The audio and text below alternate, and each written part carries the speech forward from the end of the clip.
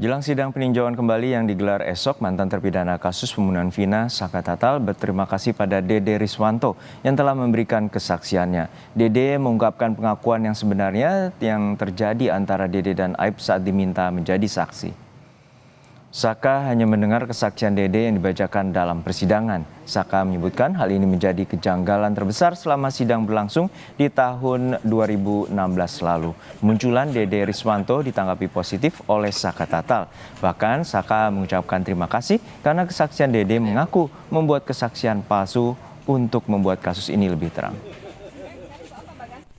Permukaan dan menyampaikan bahwa yang dulu itu tidak benar. Bagaimana Saka menanggapinya? Ya dari Saka pribadi, Saka juga alhamdulillah senang juga ada buat titik terang yang buat Saka pribadi ataupun yang 7 terpidana yang masih di dalam. Jadi ada titik terang juga. Waktu dulu kan Aib sama Dede kan di persidangan nggak pernah muncul sama sekali. Oh gitu. Sekarang dia Nggak pernah. mengakui di medsos ya. Iya, Dede sama Aib nggak pernah hadir di persidangan waktu itu. nggak ada. Saka Sidang peninjauan kembali yang diajukan Saka Tatal akan digelar besok. Lalu bagaimana kesiapan akhir jelang persidangan peninjauan kembali? Kita tanyakan langsung pada jurnalis Kompas TV Muhammad Syahri Ramdon di Cirebon, Jawa Barat. Syahri, besok merupakan sidang peninjauan kembali akan digelar di Pengadilan Negeri Cirebon. Lalu seperti apa persiapan khusus terutama dari tim kuasa hukum Saka Tatal? Ya baik Juno di studio dan selamat siang saudara. Persiapan khusus yang dilakukan oleh tim Tatal yaitu terkoordinasi dan berkomunikasi dengan para tim kuasa hukumnya, baik yang tinggal di Cirebon maupun yang tinggal di Jakarta. Terbukti dari upaya tim kuasa hukum Saka Tatal yang kemarin mendadak berangkat dari Cirebon menuju Jakarta dan mereka melakukan rapat internal sekaligus membahas beberapa persiapan termasuk menemui sejumlah saksi ahli yang diinformasikan akan diikutsertakan dalam sidang PK yang berlangsung pada Rabu 24 Juli 2024 atau besok. Kemudian juga Saka masih terus berusaha untuk mematangkan secara kesiapan mental karena Saka juga akan memberikan banyak statement, penjelasan, bahkan utamanya yang terjadi di tahun 2016 lalu, sebagaimana yang dia alami di tahun 2016 lalu. Tidak hanya itu, tim kuasa hukum juga terus melakukan beberapa berkas, utamanya bukti novum yang berjumlah 4 yang belum pernah diungkap ke publik. Artinya 4 novum ini yang dipastikan akan dibuka secara terang-terangan di depan majelis hakim dan akan menjadi bahan pertimbangan karena telah diserahkan seluruhnya kepada majelis hakim dalam bentuk memori PK. Saat ini, saya berada di depan ruang sidang Cakra yang akan digunakan oleh Pengadilan Negeri Kota Cirebon untuk melakukan sidang PK Saka Tatal yang akan berlangsung besok. Koordinasi dan komunikasi yang telah dilakukan dan persiapan yang dilakukan oleh Pengadilan Negeri antara lain adalah menyiapkan beberapa peralatan dan juga sistem pengamanan yang dibantu juga dengan Polres Cirebon Kota. Kami informasi bahwa proses persidangan besok juga akan mendapatkan beberapa pengamanan. Pasalnya dari total 300 orang yang diinformasikan akan menghadiri sidang ini, 50 diantara yang diperbolehkan masuk. Mengingat kapasitas ruang yang terbatas. Tidak hanya itu, mereka juga akan melakukan penjagaan baik di dalam ruang persidangan, di ruang tunggu yang tepat saat ini saya melaporkan kepada Anda juga, dan juga di luar bagian kantor Pengadilan Negeri Kota Cirebon. Ya Syahri, untuk saat ini apakah ada upaya hukum lainnya yang akan ditempuh Saka Tatal mengingat adanya banyak keterangan dari saksi-saksi yang membuka untuk kasus ini lebih terang? Dari Saka Tatal sendiri mengucapkan terima kasih kepada Dede Riswanto yang telah hadir ke permukaan setelah sekian tahun lamanya tidak pernah muncul ke publik. Bahkan secara fisik Saka Tatal menyampaikan dia baru pertama kali melihat dan selama ini mendengar kesaksian Dede Riswanto di dalam persidangan yang dibacakan oleh jaksa umum pada saat itu. Menurut Saka, tentunya dengan tim kuasa hukum dari Saka, hal ini menjadi salah satu bukti yang semakin terang benderang bahwa kejadian di tahun 2016 lalu itu penuh dengan kejanggalan. Dan tentunya informasi ini, kesaksian ini, itu akan dijadikan salah satu novum untuk mempertajam, mematangkan pada sidang PK nanti. Apakah ada langkah upaya hukum lainnya kepada yang dilakukan oleh Saka Tatal? Kami masih menunggu penjelasan dari tim kuasa hukum. Selain itu, Juno, kami juga tadi sebelum melakukan pelaporan kepada Anda sempat bertemu dengan keluarga Vina, di mana juga sama mengatakan baru pertama kali melihat sosok Dede. Keluarga Vina mengatakan bahwa hal ini menjadi semakin panjang dan tidak diketahui kebenarannya. Namun Marliana secara bijak menyampaikan kepada kami bahwa pihaknya terus menghormati upaya hukum yang dilakukan oleh beberapa pihak karena itu merupakan hak pihak mereka. Di lain pihak juga Marliana meminta kepada Bareskrim Mabes Polri yang telah ditunjuk oleh Kapolri untuk terus membuka kasus ini secara terang-benderang agar keluarga Vina mendapatkan keadilan.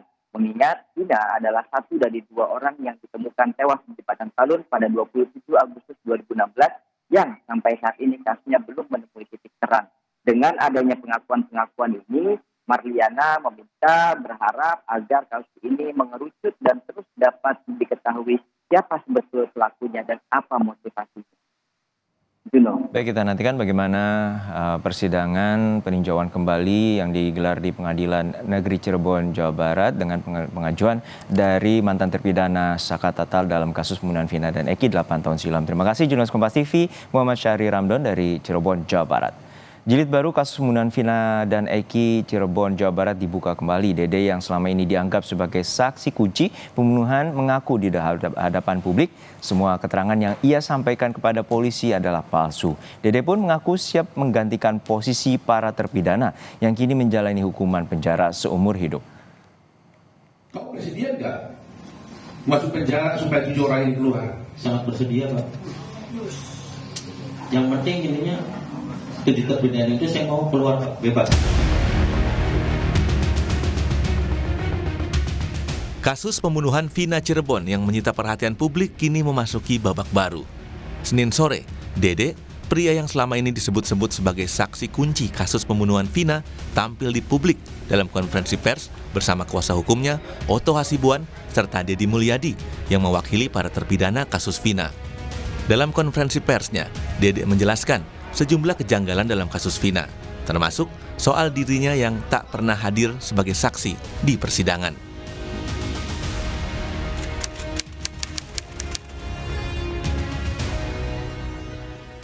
Kamu pernah hadir di pengadilan tidak untuk bersaksi? Tidak pernah sama sekali.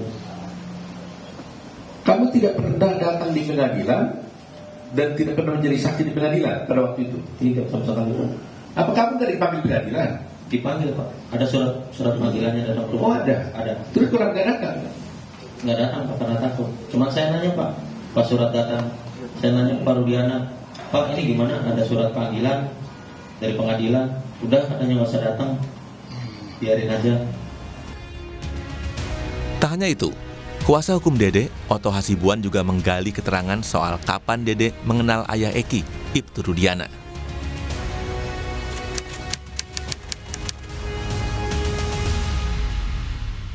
Ketemu dengan Rudiana di mana? Di situ juga? Di situ juga. Saya tahu Rudiana pun saat di situ. Oh, kamu kenal Rudiana saat di situ? Saat di situ. Waktu dia pakai baju apa dia? Baju preman atau baju Preman sih, Pak. Baju biasa. baju polisi? Apa? Dikenalkan sama Aib siapa ini gitu? Iya, dikenalkan sama Aib. Ini Pak Rudiana. Nah, dikasih tahu ini Pak Rudiana, ini Pak Rudiana. Apa lagi? Bapaknya Eki. Aib. Diberitahu nggak dia polisi? Diberitahu, Pak. Dia polisi. Ini polisi. Gitu. Polisi. Jabatannya diberitahu pada waktu itu? Diberitahu Intel Narkoba. Dede juga menjelaskan arahan Ibtu Rudiana sebelum memberikan BAP kepada polisi.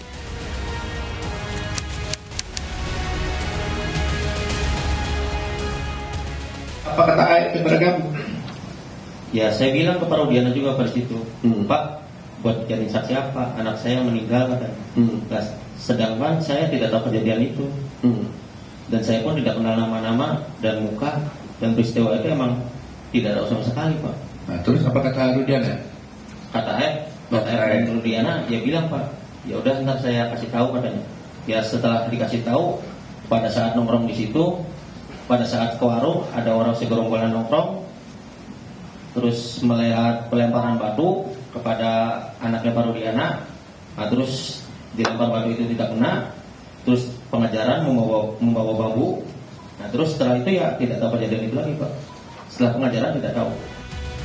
Kemunculan Dede juga sekaligus menegaskan ia tidak mengenal dan bertemu dengan para terpidana kasus Vina.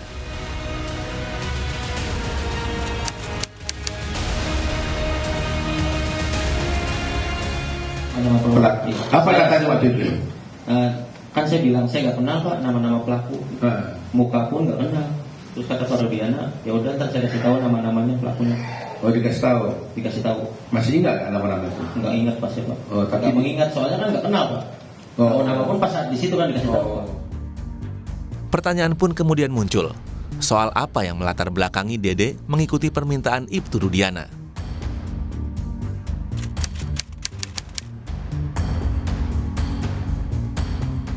Takut Pak. Takut sama siapa? Ya takut karena sudah di dalam Polres itu Pak. Loh, kenapa? Kalau di Polres kenapa Pak ya? Ya karena saya nggak ngerti hukum. Loh iya, karena polisi apa? Ada kamu dipukul nggak? Enggak sih Pak. Apa karena Pak Rudiana polisi itu? Nah iya bisa jadi Pak. Oh, bisa jadi ya, benarnya di mana? Ya emang karena polisi Pak, saya takut. Usai pengakuannya soal keterangan palsu, Dede pun mengaku siap menggantikan posisi para terpidana yang menjalani hukuman pidana penjara seumur hidup. Orang ini di dalam penjara gara-gara kamu. Iya Pak. Kamu bersedia nggak masuk penjara supaya 7 orang ini keluar? Sangat bersedia Pak. Yang penting intinya 7 terpidana itu saya mau keluar Pak, bebas. Seperti kehidupan saya kemarin Pak. Karena saya merasa bersalah. Meskipun kamu masuk penjara, siap Pak. Sementara pihak Ibtu Rudiana telah menyiapkan langkah hukum. Kuasa hukum Ibtu Rudiana melayangkan somasi terhadap Dede, Dedi Mulyadi, dan juga Liga Akbar Cahyana soal pencemaran nama baik dan penyebaran berita bohong terhadap Ibtu Rudiana.